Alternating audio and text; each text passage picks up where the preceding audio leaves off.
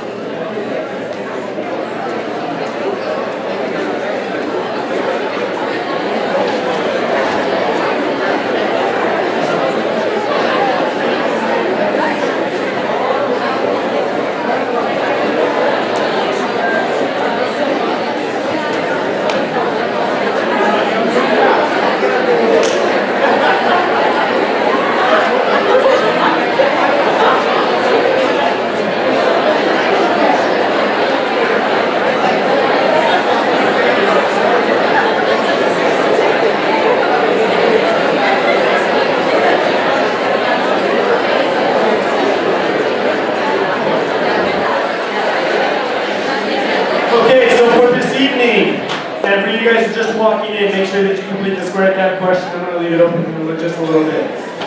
All right, may I have your attention, please? Okay, so for this evening, this is in line with a lot of the topics that we like to discuss with you and we want you to be aware of. This is also fortuitous timing because of what the office I'm about to introduce you has launched and what they're providing for students on this campus. So I'm going to go ahead and let our guest speaker introduce everybody else who's going to be up here, but I want you to make you aware of who's going to be speaking to you tonight. We do have Katie Red. She is the Assistant Director for the Counseling and Mental Health Center here on the campus.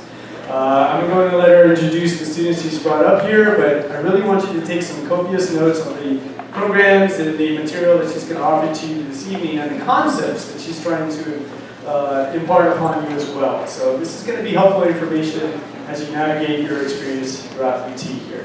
So once again, Katie Red.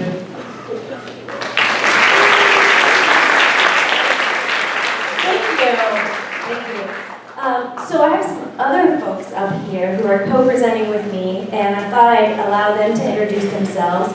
I have a colleague of mine, Marian Tratner, who's the Suicide Prevention Coordinator, and then we have 4 students up here, and these are students who participate in our Counseling and Mental Health Center peer education program. So these 4 students are in their 2nd of 3 semesters. They go through a training program. They get it's a course for academic credit to be trained to deliver workshops around campus and to participate in volunteer opportunities and outreach. So I'm going to allow them to introduce themselves. And one of the things that we like to do, because we're part of the Counseling and Mental Health Center, is we like to mention our favorite way to practice self-care.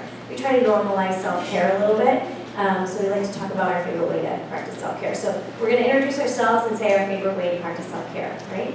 Okay, so I'm Katie.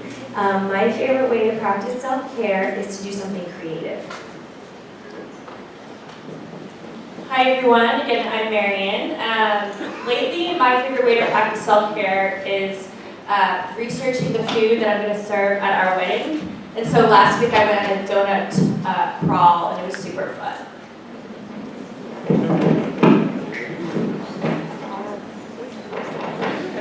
Okay, I'm Bree. I'm a psychology major, and my favorite way to practice self-care is to take steady breaks and talk to friends more.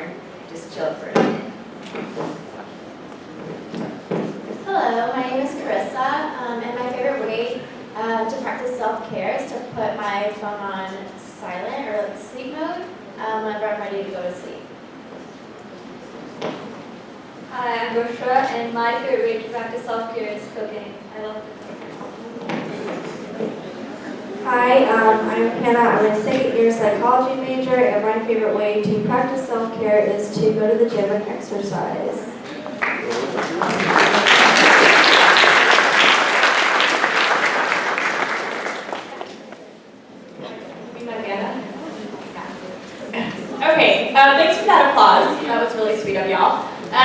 So we're going to do a quick overview of what are we going to be talking with you about for the next 45 minutes or so. The thing overall that we're going to be covering tonight is how to, in general, cope with an experience when you experience a setback or failure while you're at UT, how to get through that, how to look on, how to get through that experience in a really positive way. So here's the overview.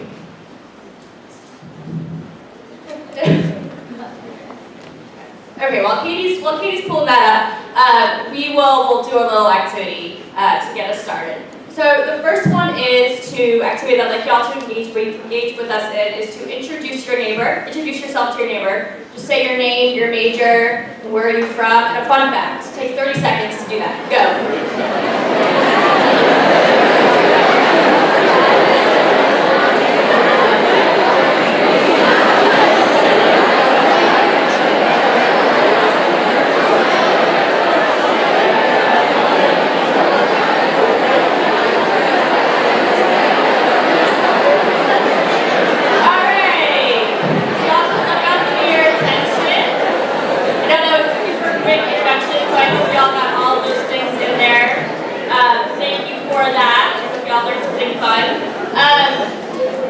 The next thing I want to do is for you all to take 20 seconds and just sit in silence and think about something that you're grateful, a moment that you're grateful that happened today.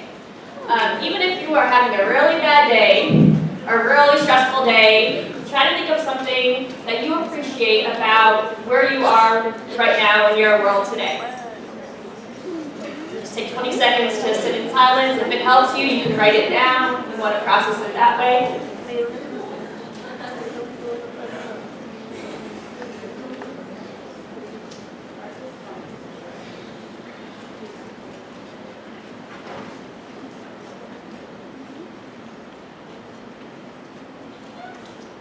Okay, great. Thank you for thinking of that moment and appreciating that.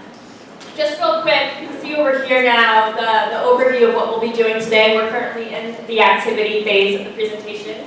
Then we're going to have a discussion around what does success at UT Austin look like, how do y'all define it, and then we'll be transitioning it to what does failure look like and feel like at UT Austin, how do we see that happening. And then we'll be talking about some ways to cope with failure and rejection. So we'll be learning about something called the growth versus fixed mindset that Dr. Carol Dweck, who's a psychologist, developed. And then y'all will be hearing from our awesome peers who will be talking about sharing stories around a time that they experienced setback in their lives and how they got through that moment. And then finally we'll be wrapping up and talking about some coping skills and addressing any questions that you all may have. Okay, so this is a collective moment, like baby goats, really cute, right? Yeah, all right. So baby animals are super cute. How many of you, raise your hand if you may spend a little bit too much time watching like viral animal videos, cute videos on YouTube? Yeah. All right, anyone see the panda bear video, the baby panda bear at the thing zoo? Right, so cute, yeah. Exactly. So why did I just make you do these why did I just invite you to do these 3 random activities? What's the whole point of that? Well, the whole point is that these are all coping skills that you can utilize to help you get through a hard time in your life, to help you get through a setback. The big fancy word for this is to help you all become more resilient people. And so there's 3 different areas of resilience that we just practiced tonight. Resilience is like any other skill, right? In order for you to be good at it, you have to practice it and you have to build your resilience muscles. So the 3 different ways that we just helped you all build your resilience muscles are social connections. So this is when you make friends and genuine friendships. And we're not talking here about who has thousands of friends on your Twitter or your Snapchat. But really, who are your friends? Who do you go to when you're having a hard day? What are the family members that you can trust and that bring you up instead of lifting you down? Those are the kinds of social connections that we really want to encourage you all to think about and to really build. The next resilience thing is to practice your gratitude. And And so we all have bad days, we all have great days, but what helps us get through the hard times is to think about, you know what, I had a really bad day. I got a lower grade on my test, I got a flat tire in my bike, I got unfriended on Facebook by someone, you know, like whatever those bad moments are, think about, but what's the positive? Appreciation for what you do have and taking a moment to think about that can really help you experience setbacks, or get through those setbacks, excuse me. And then just experience emotions. Just being aware that it's okay to feel love and to feel joy, and to practice, you know, playing and having fun. That's super important. And so, you know, sometimes, you know, looking up videos of baby pandas or like a person hugging a lot of baby pandas can be productive, you know. It can help you get through a rough time. So I want to encourage y'all to think about that. Thanks.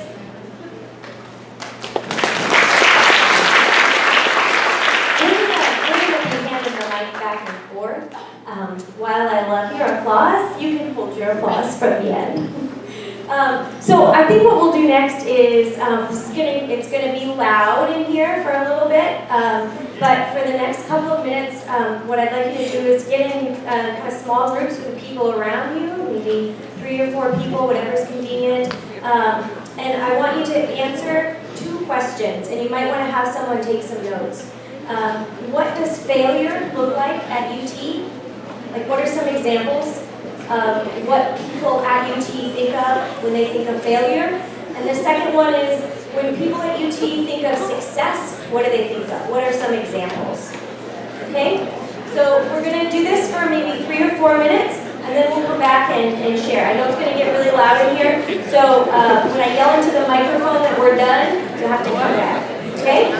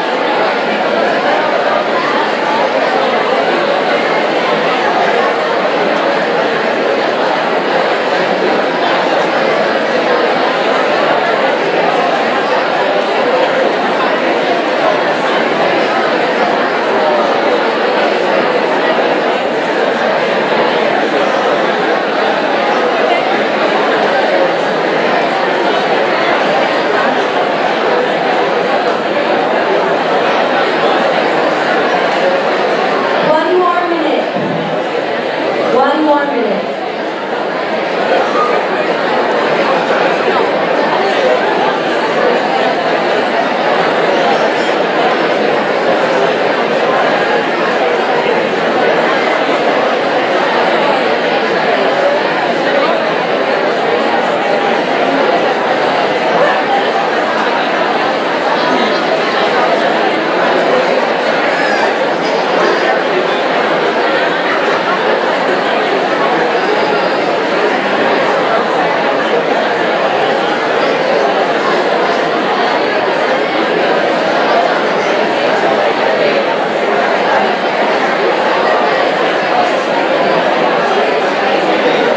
Okay, let's go back together. Thank you. Spending some time doing that. Okay, so if you wouldn't mind sharing some of what you all wrote down, let's start with failure. So when people at UT talk about failure, what are some examples of what do they mean? If you would raise your hand so that we're not all talking at the same time. Yeah, Getting kicked out getting kicked out of of college. college school, yes. You're starting with the big one. Yeah.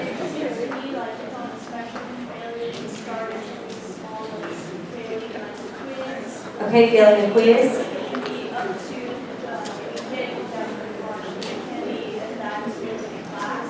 Sure, failing a quiz or failing it, like literally getting an F, right? I mean, I've certainly heard students talk about getting a C or a B as though that is failing, right? And I guess it depends on what the context of the class is, you know, what that means for you. What else? What failure? Giving up or not finding a reason to be here?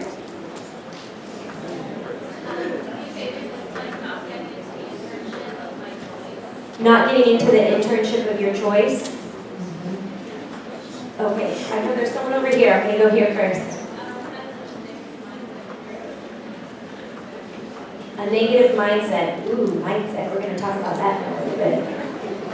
Yeah, Being disrespectful to those around you. being disrespectful to those around you. Interesting. Do you think that's how students at UT think about failure, or do you think that a lot of students are talking about GPA, internship, jobs, getting into the major, getting into the college? Do you think they're thinking about what you just mentioned?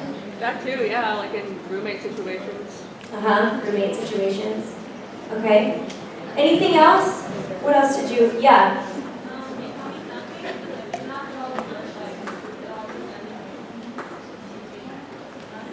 Becoming nothing? Well, you're something, right? You're always something. You're always something because you're here and you're taking up space. You're always something. But I think what you're getting at is a really important point. Is this idea that I haven't been as successful as I thought I was going to be, right? I haven't done the things I thought I was going to do, the things that I set out to do. So let's talk about success a little bit. Okay, we talked about failure, which feels, you know, for a lot of us kind of heavy and kind of doesn't feel so great. What about success? What does success look like at UT? Yeah. Watching guilt-free Netflix. Okay. Guilt-free Netflix. What's your favorite Netflix show right now? Watching Once Upon a Time. Once Upon a Time? Friends? I heard someone say, has anyone watched Making a Murderer? Talk to me afterwards. I need to process that with somebody. I need to talk about that. I need to talk about my feelings about that show. Yeah. Okay, what else? Success. Graduation, right? Have you all heard about this thing at UT called the 4-year graduation rate? Have they mentioned that? Right? And so now that's probably one of the ways that you're measuring success, I imagine, is are you graduating in 4 years? Being yourself, your authentic self. A balanced social and academic life. What does that mean? I know. But it sounds nice, right? Yeah. I think when we talk about work-life balance or school-life balance, what we want is more life, less school, right? I mean, no one's gonna be like, I need more school and less Netflix in my life.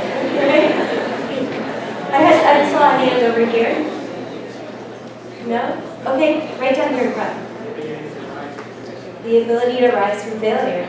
Nice. We're going to talk about that some more.